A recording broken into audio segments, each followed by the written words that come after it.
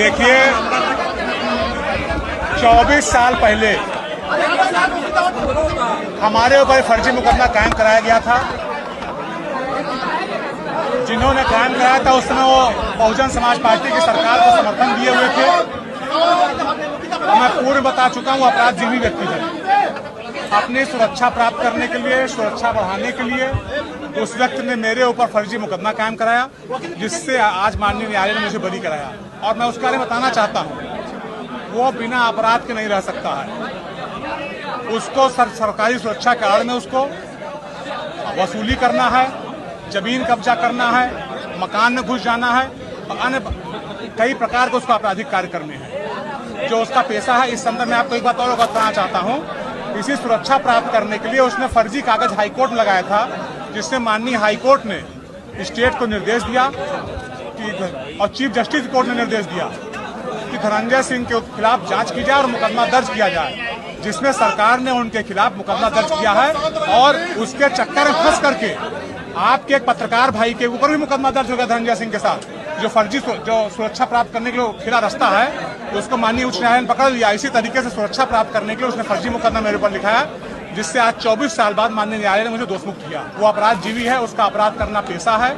और बताना चाहता हूँ आपको, इस तरीके से खुलेआम वो घुमा करता है, वो माननीय न्यायालय द्वारा दोषी करार दिया गया है। वो घोषित अपराधी है, मुलजिम है। वो उसके अधिकार सामान्य नागरिकों से कम है, लेकिन सामान्य नागरिकों से अपने आप को ऊपर समझता है। वो सामान्य नागरिकों से नीचे की बात है। मानते नहीं मानते इस चीज को आप? क्या लगता है कितना बड़ा ये फैसला आया है आज आपको? ये बहुत बड़ा फैसला आया है और माननीय न्यायालय ने सही समय पे सही फैसला दिया। और इसके लिए मैं, हमारे अजय भैया हम लोगों के साथ नहीं है, आदरणीय अजय सिंह जी हमारे वकील हुआ करते थे, जिनके बेटे आज प्रिंस हम लोगों के साथ हैं, लगातार इस मुकदमे को लड़े।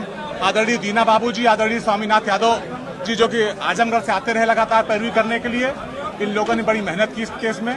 मैं इन सब का बहुत आभारी हूँ। इन्होंने 24 साल पहले किसी राजनीतिक दोषी का, मैं बता तो रहा हूँ, उसके अंदर राजनीतिक कुंठा थी हमको लेकर के, और उसने अपनी इसी कुंठा को सोचा एक पन दो काज, इनको फंसा के बंद करा दो और सुरक्षा ले लो। फैसले के खिलाफ अगली अदालत के दरवाजा खटखटाने की तैयारी की। हाँ तो करें, वो तो भारतीय न्याय प्रक्रिया है, ये वो करेंगे, वहां भी हम लोग लड़ेंगे।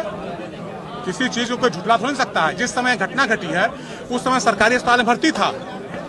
जिस गाड़ी में गोली चलाना कह रहे हैं, उस गाड़ी का कोई अतः पता नहीं, न कभी वो गाड़ी कस्टडी में ली गई, न उस गाड़ी कोई टेक्निकल मुआयना हुआ। जिसको फर्ज बनाने कह रहे हैं, उसने कहा कि मैं आज तक कभी दस्तखत करता ही नहीं, उसने मैं अंगूठा लगाता हूँ, फर्जी उसकी दस्तखत पाई गई।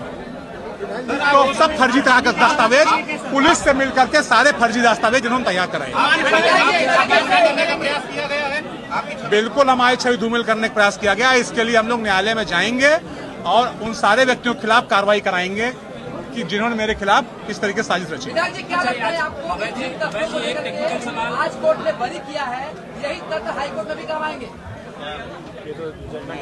ये तो जजमेंट जब हम पढ़ लेंगे, देखेंगे, उस पर टिप्पणी तब किया सकता है, उसके पहले नहीं किया। कोर्ट ने कहा, क्या कुछ कोर्ट ने प्राथमिक तौर पे कहा, किन तथ्यों को ध्यान में रखते हुए आपको बड़ी संदेह का लाभ दिया गया? अब वो तथ्य जब न्यायालय का आदेश पढ़ लेंगे, उसके बाद आप लोग तो बाहर खींच ले चलिए। हाँ, हमारे साथ इस केस में 5 लोगों को और मुलजिम बनाया गया। एक हमारे साले को, एक हमारे मामा के साले को, एक हमारे और परिवार लड़का था उसको मुलजिम बनाए, और एक माननीय MLC विनीत सिंह जी को मुलजिम बनवाया उसमें, और एक वहाँ पे TD कॉलेज छात्र संघ के अध्यक्ष रहे श्री सत्येंद्र सिंह बबलू जी, उनको मुलजिम बनाया गया। भैया अब ये मान के चला जाए कि जो बहुत कॉन्फिडेंस दिख रहे थे सुनवाई के दौरान, जो फैसला उनके पक्ष में आएगा। देखिए, ऐसा है, सत्य क्या है ये जज ही बता सकता है।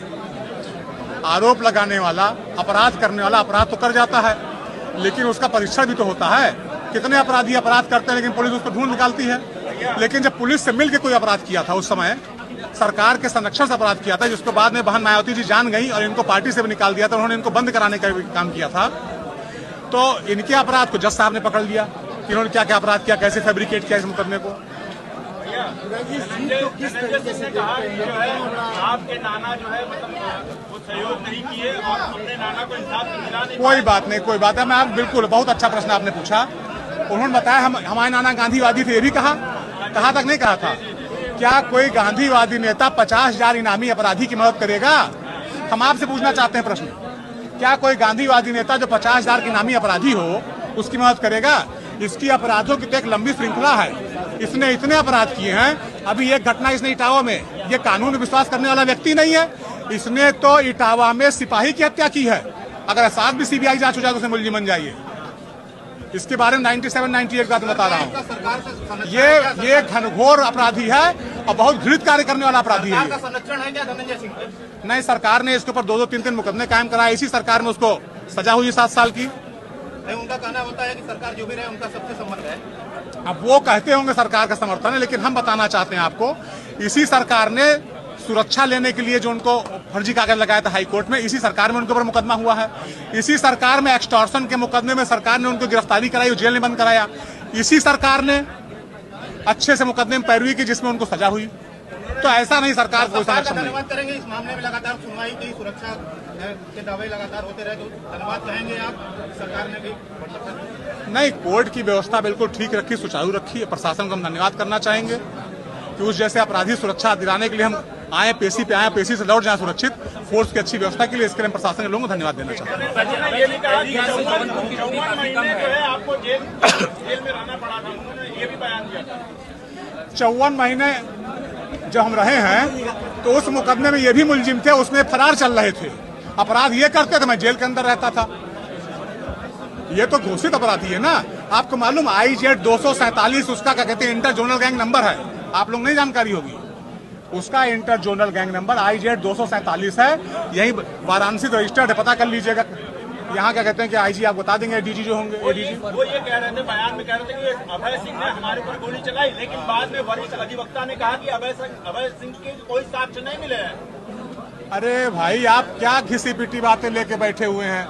अभी माननीय न्यायालय ने फैसला दिया, आप माननीय न्यायालय के आदेशों को कंटेम्प्ट कर रहे हैं। पत्रकार महोदय, आप कंटेम्प्ट कर रहे हैं इस आदेश आने के बाद।